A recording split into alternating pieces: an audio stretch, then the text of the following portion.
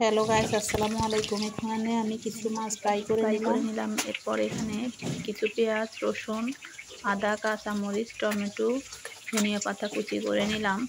এখন এখানে নিয়ে নিলাম ফুলকপি, আলু, এগুলো কুটে ধুয়ে পরিষ্কার করে নিলাম। দিয়ে দিচ্ছি এখানে আমি পেঁয়াজ, রসুন, আদা, এগুলো কাঁচামরিচ দিয়ে এখানে আমার ফ্রাই করা মাছের অবশিষ্ট তেলগুলো দিয়ে এগুলো আমি কষিয়ে নিব। পেঁয়াজ, রসুন, আদা, কাঁচামরিচ মশলাটা আমি ভালোভাবে কষিয়ে নিব। দিয়ে দিলাম একটু পানি, যাতে মশলাটা পুড়ে না যায়। দিয়ে দিচ্ছি পরিমাণ মতো লবণ। এখন দিয়ে দিলাম হলুদের গুঁড়া।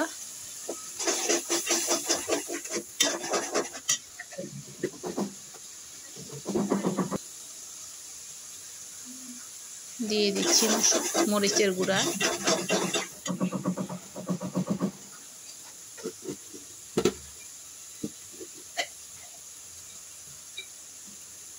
এরপরে দিয়ে দিচ্ছি মশলার গুঁড়া।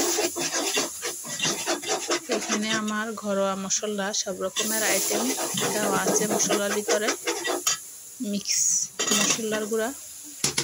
এরপরে দিয়ে দিলাম আমার কেটে রাখা ফুলকপি, আলু, এগুলো দিয়ে আমি ভালোভাবে নেড়েচেড়ে একটু কষিয়ে নিব।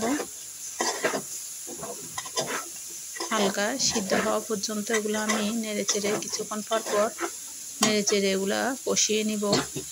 গাইস, আজকে আমার ফুলকপি, আলু সাথে তেলাপিয়া মাছের এই রেসিপিটা কেমন হয়েছে অবশ্যই কমেন্ট করে জানাবেন।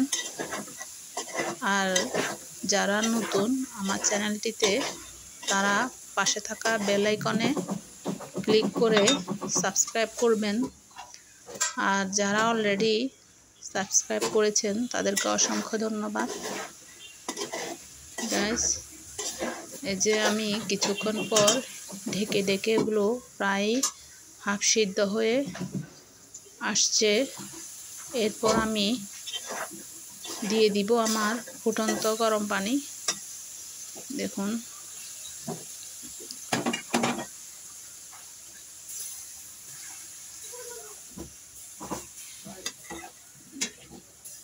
গাইস, তরকারির ভিতরে যদি আপনার ফুটন্ত গরম পানিটা ব্যবহার করেন তাহলে তরকারির ঝোলগুলো ঘন থাকে।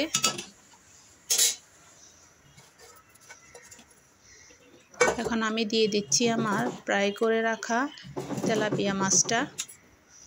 দেখুন, এভাবে দিয়ে বসিয়ে দিলাম তরকারির উপর দিয়ে।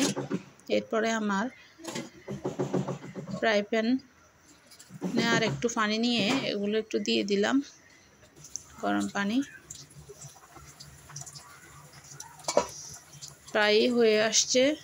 এরপর আমি এখানে একটা টমেটো 2 টুকরো করে নিয়ে কিছু টমেটো উপর দিয়ে এভাবে দিয়ে দিচ্ছি, বসিয়ে দিচ্ছি। দেখুন,